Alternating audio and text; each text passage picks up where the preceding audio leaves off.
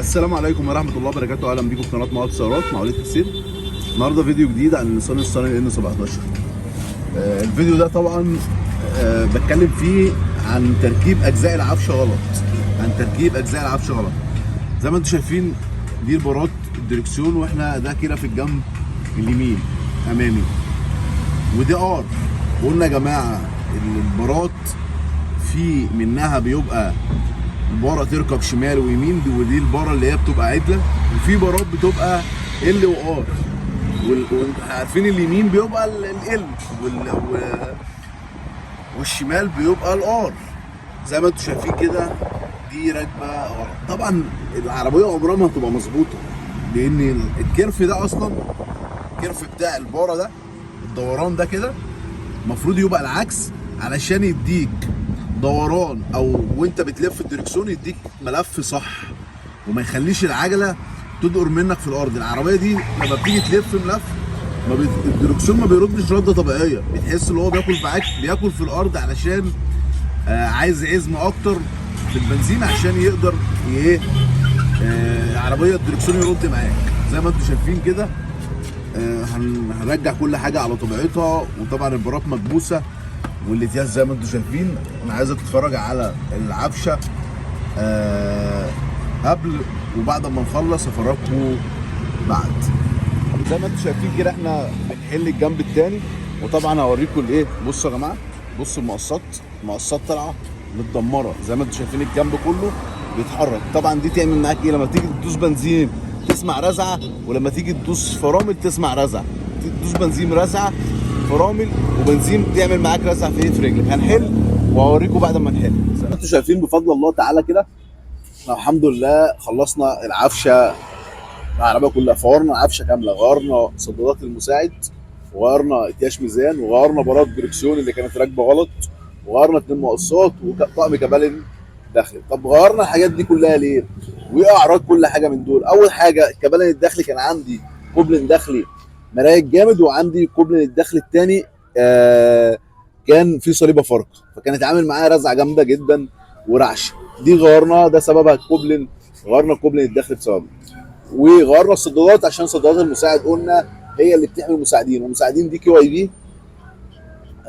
وكانت المساعدين شغاله، ولكن الصدادات بتاعتها كانت متقطعه. غيرنا طعم الصدادات، وغيرنا تياش ميزان، علشان تياش الميزان اول حاجه تياش الميزان اللي كانت راكبه بتاعه نوبيرا، ما كانتش بتاعه N17. اول حاجه هي اطول من القديمه، وثاني حاجه بايظه.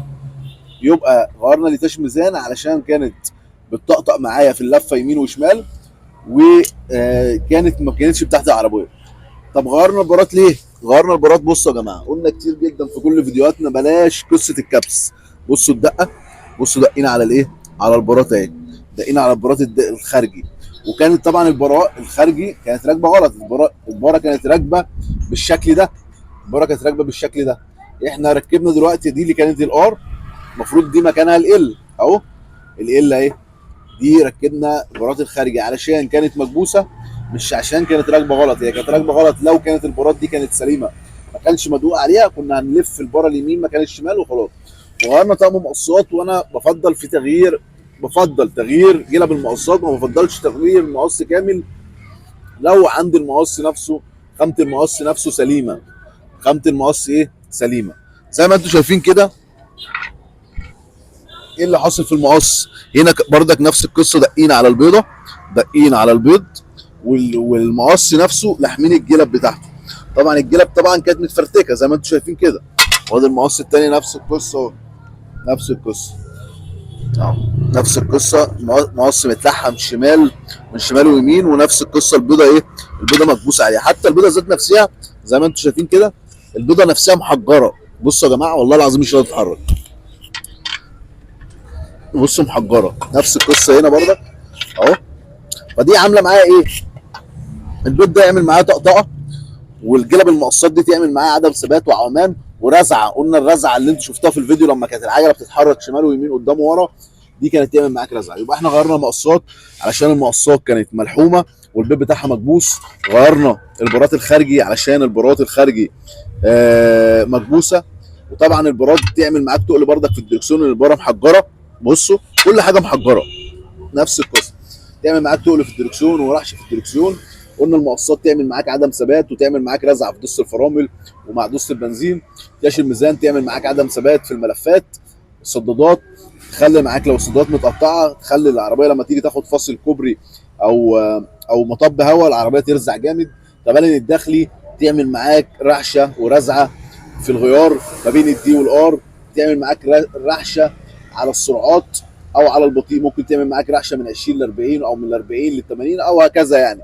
رعشه ممكن تعمل معاك 20 كيلو. وعايز اقول حاجه في الفيديو ده كمان يا جماعه، لو انت عندك صليبه فارقه، الصليبه فارقه الناس كلها بتقول لك لما بسيب رجلي مع البنزين الرعشه بتروح.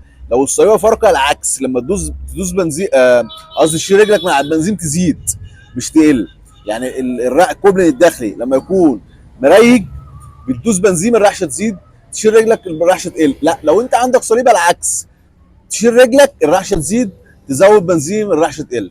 لو الفيديو عجبك ما تنساش تعمل لايك واشتراك في القناه. زي ما انتم شايفين بفضل الله شغلنا نظافه شغلنا، علوان شغلنا.